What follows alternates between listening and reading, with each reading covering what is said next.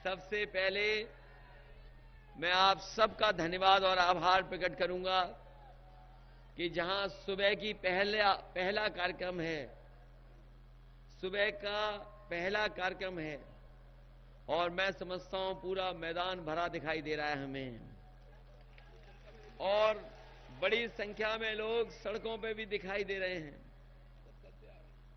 मुझे पूरा भरोसा है आप पर कि जिस समय मतदान होगा, समाजवादी पार्टी के प्रत्याशी बदलू खां साहब जीत करके यहां से ऐतिहासिक वोटों से जाएंगे और उन्नाव की जनता ने हमेशा समाजवादियों की मदद की है। हम तो कह सकते हैं कि जब भी सरकार बनाने का चुनाव रहा है, बागरमऊ की जनता ने समाजवादियों के साथ खड़ा होकर के समाजवादी पार्टी को मजबूत बनाया है। वैसे तो समाजवादी पार्टी के हमारे तमाम साथी नौजवान हम जानते हैं, ये जब जोश और उत्साह में होते हैं तो साइकिल का हैंडल छोड़ करके साइकिल पे पैडल मारते हुए अपने आप ले जाते हैं। और अब तो कांग्रेस पार्टी का भी हाथ आपके हैंडल के साथ है, तो सोचो साइकिल की रफ्तार क्या होगी, क्योंकि बड़ी संख्या में समाजवादियों के साथ कांग्रेस साथी भी आ गए। अब तो कम से कम कंफ्यूजन खत्म हो गया।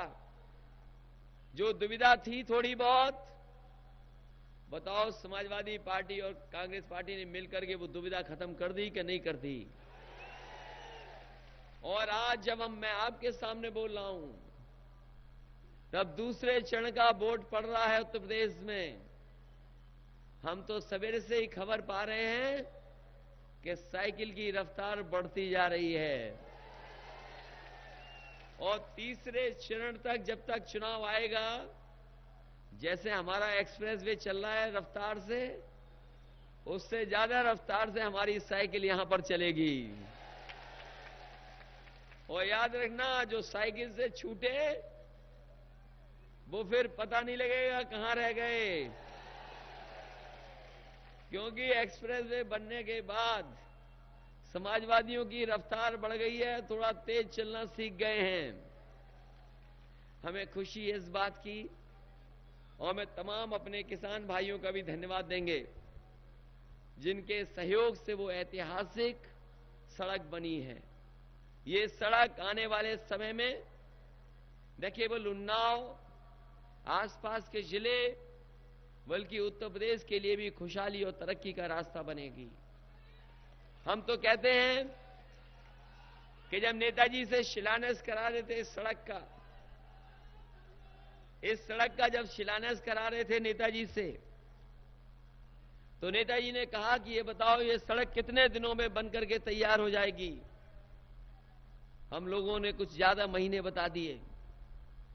नेताजी ने कहा ये सरकार बनने से पहले कम से कम शुरू हो जाए, और उन्होंने कहा कि ये 24 महीने में सड़क बन जानी चाहिए। और हमें खुशी है इस बात की कि इस सड़क को हम लोगों ने 23 महीने में बनवा के तैयार कर दी। और इसमें से कुछ साथी तो आए होंगे जब एयरफोर्स के बड़े लड़ाकू विमान भी उतार के हम लोगों ने सड़क पर दिखा दिए।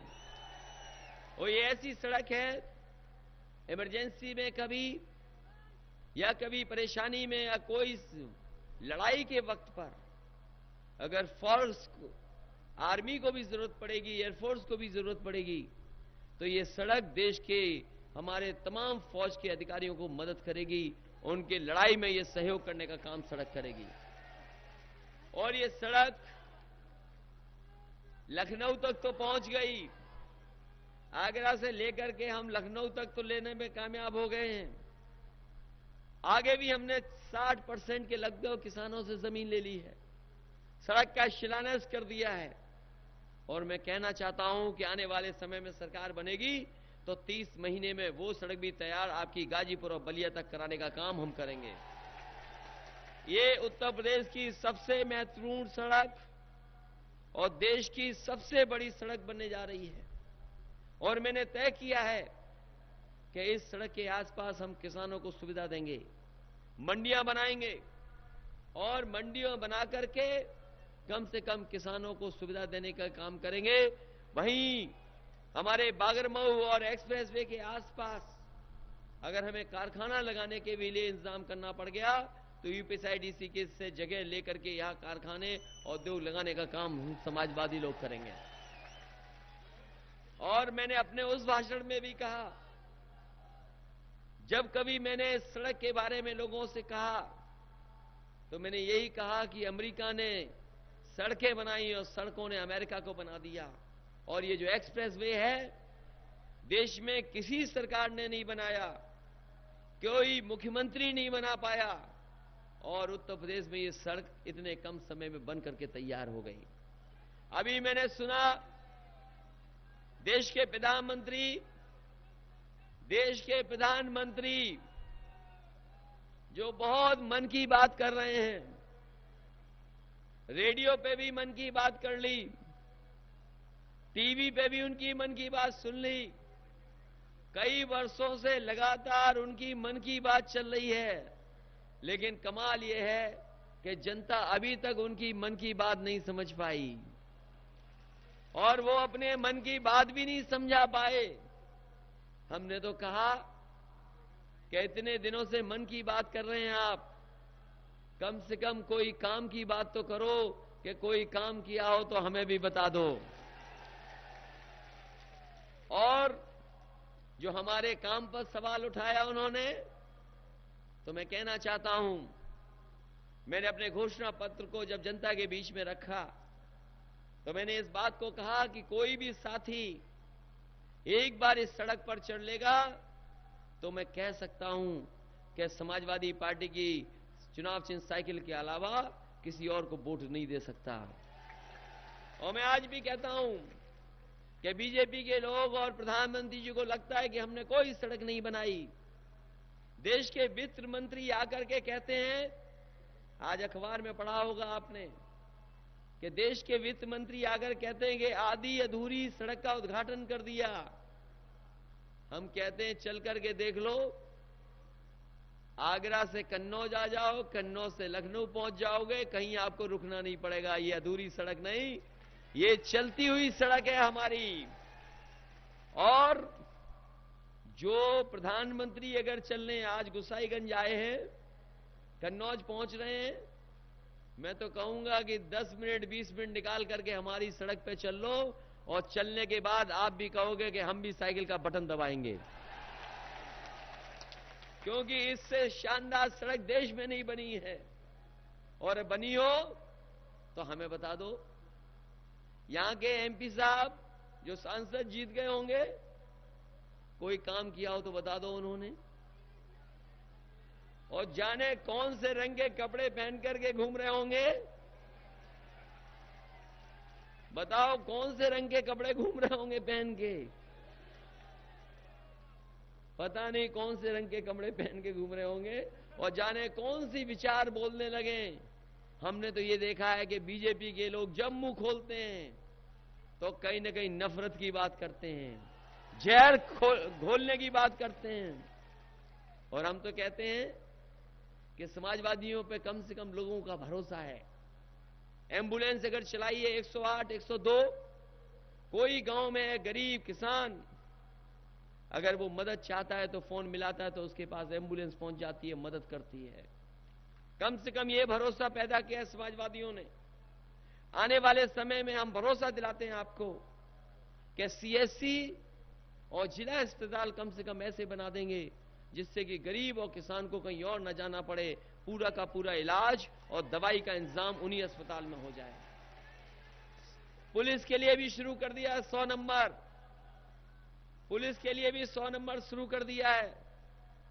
और कोई फोन मिला ले, कभी भी दिन में रात में घटना की जानकारी देगा तो 15 मिनट में और 20 मिनट में पुलिस पहुंच जाएगी और उसकी मदद करने का भी काम 100 नंबर के माध्यम से होगा। जो शिकायत होती थी कभी कभी कि फोन नहीं उठता, पुलिस नहीं पहुंचती, कम से कम 100 का इंतजाम किया है। आने वाले समय में और सुधारेंगे इसको। कितना सुधार सकते हैं। अगर कोई और बुराई भी होगी तो उसको भी हम सुधारने का काम करेंगे, जिससे कम से कम जनता को हमारी मदद मिले। और जिन्होंने अच्छे दिन की बात की थी, सबको लाइन में लगा दिया कि नहीं लगा दिया बताओ? सबको लाइन में लगना पड़ा।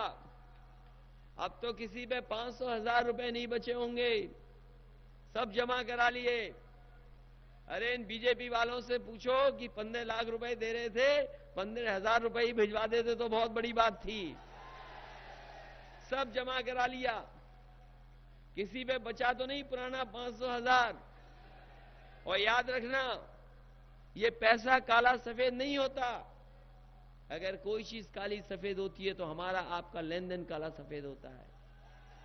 हमने कारोबार किया और हम समझते हैं, हमारे व्यापारी संगठन के लोग मंच पे भी बैठे हैं, बेबी जी भी बैठे हैं, वो भी जानते होंगे कारोबार की भाषा को, कि जब कारोबार करता है कोई, हमारा लेन देन काला सफेद होता है, कोई पैसा काला सफेद नहीं होता।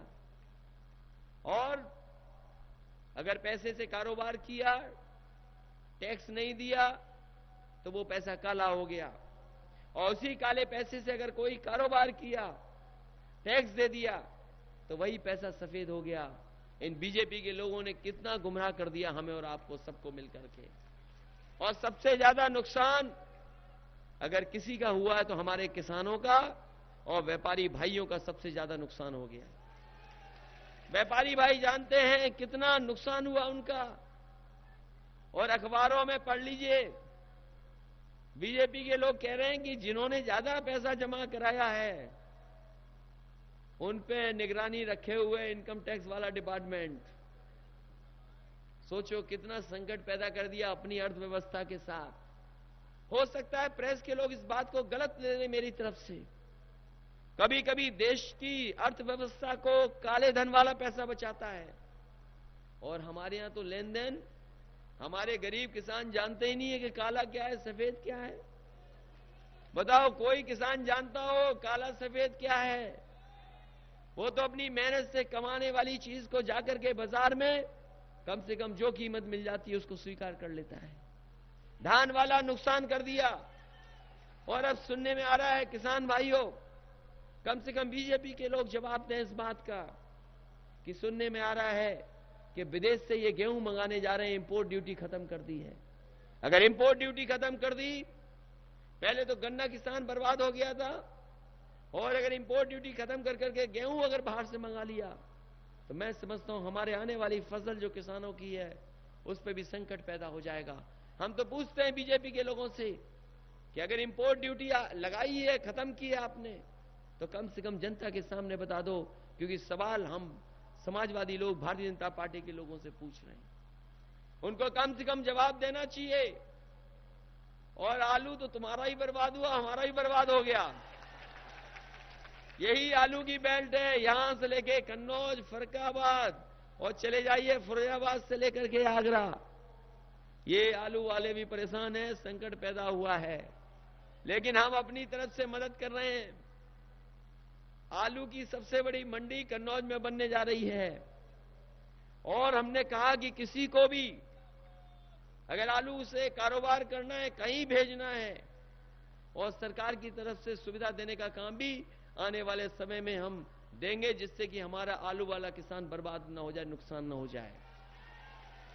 इस कारोबार में बहुत सारे लोग हैं, आलू के तमाम कारोबारी लोग हैं, और अब तो बाबा रामदेव भी अपना योग छोड़ करके थोड़ा बहुत इस कारोबार में भी लग गए हैं।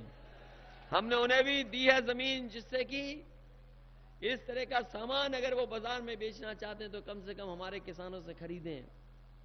उनका भी कारोबार बढ़ा है, तो इसलिए कहीं ना कहीं हम किसानों से लेकर के नौजवानों को भी बताना चाहते हैं।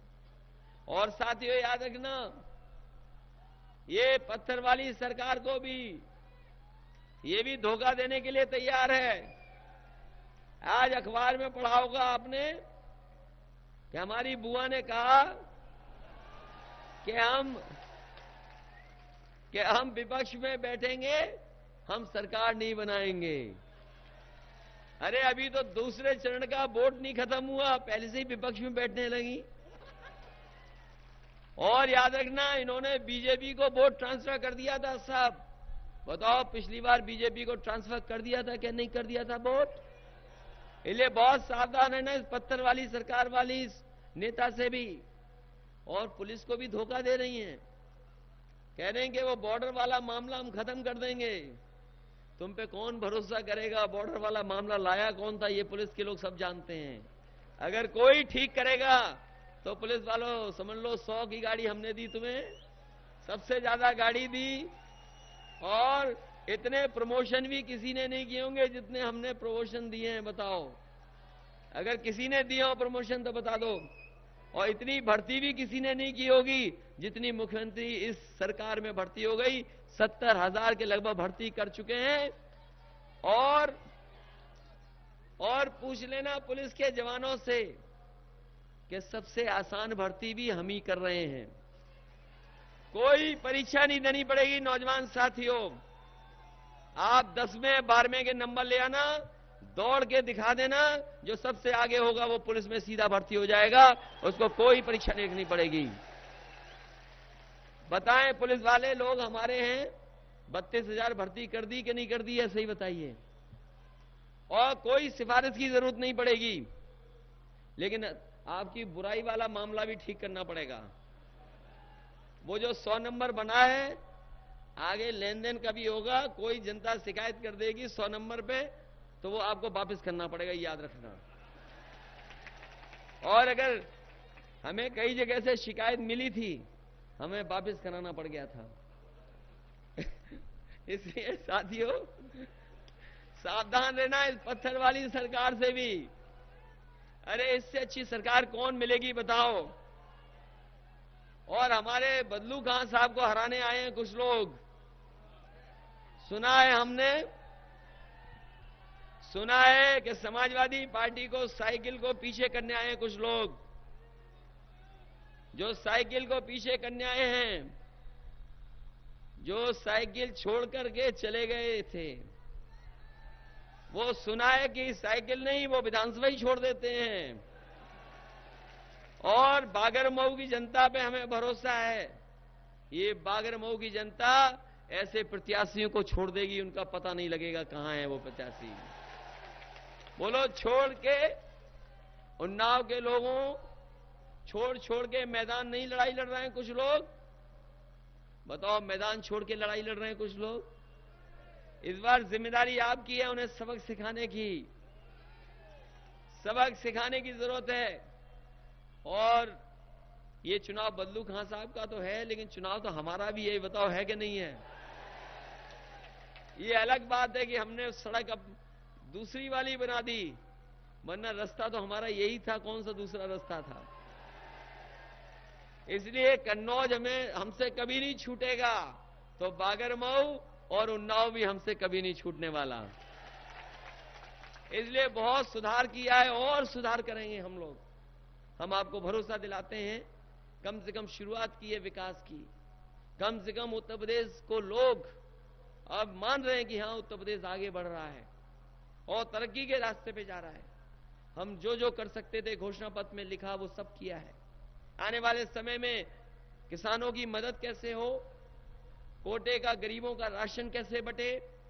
कई हमारे गरीब हैं जिनको पेंशन नहीं मिल रही, विकलांग को अलग पेंशन, विधवा को अलग पेंशन।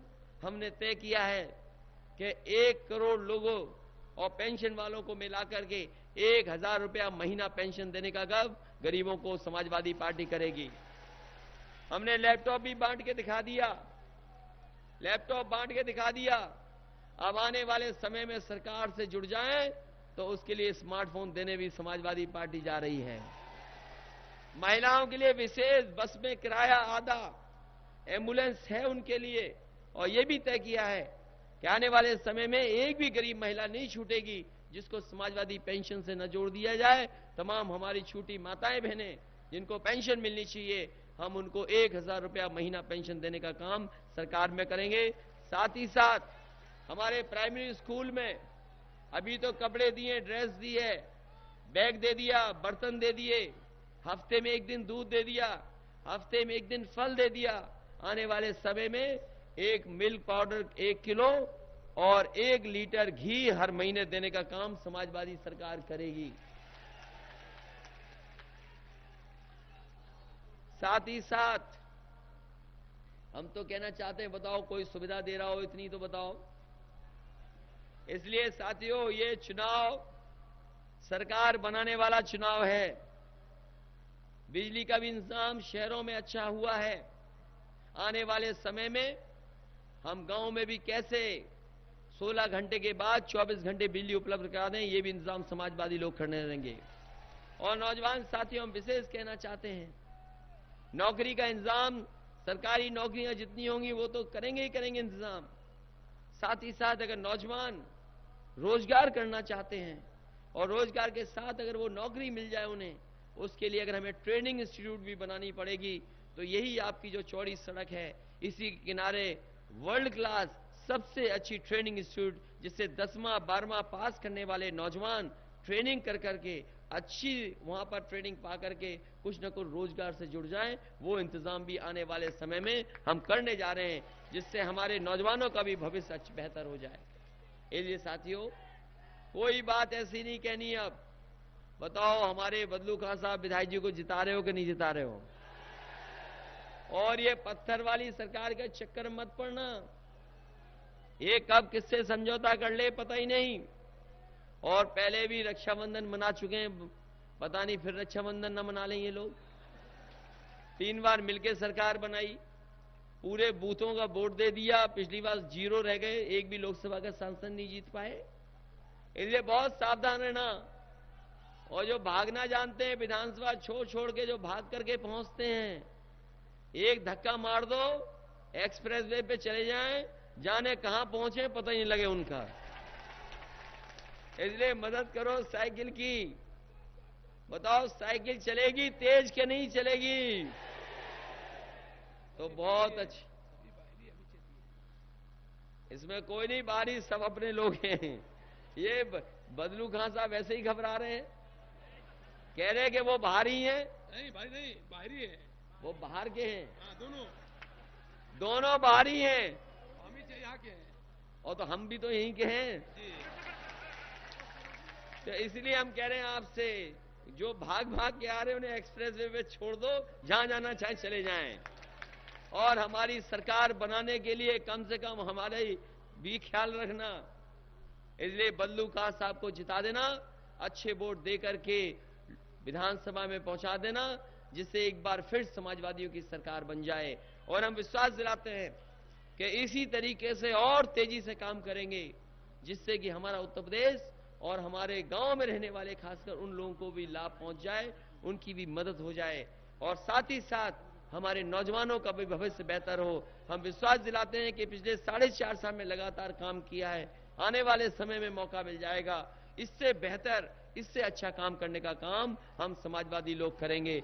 इसलिए जब लहर चल रही समाजवादियों की, तो एक बार फिर समाजवादियों की उत्तर प्रदेश में सरकार बना दो।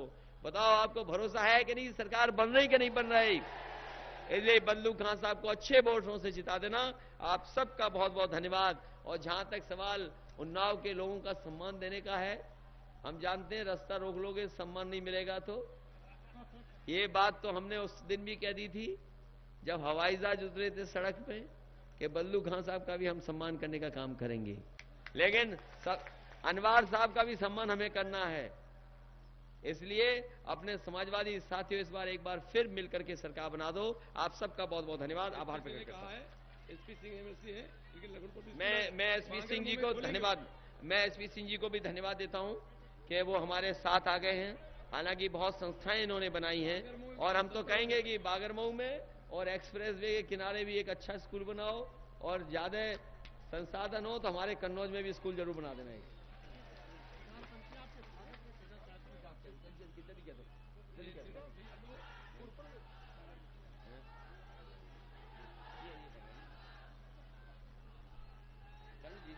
आपके साथ एक मिनट,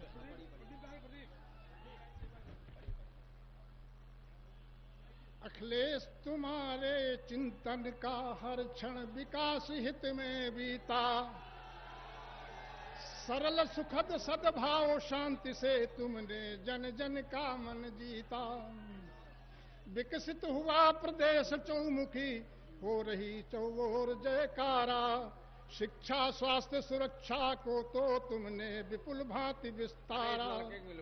मेडिकल कॉलेज बन गए नए, सस्ती हो गई स्वास्थ्य शिक्षा। सरल सुखद संपन्न कृषक की पूरी हो जाएगी इच्छा। बहुत सारी योजनाएं थी आपकी। जी जी। 100 नंबर की गाड़ी अनवरत चला करती है।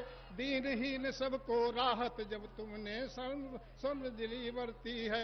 अगणित करवाए स्वास्थ्य कर्म। हमें दे दो तो हम ये सारी बंडल में छपवा देंगे।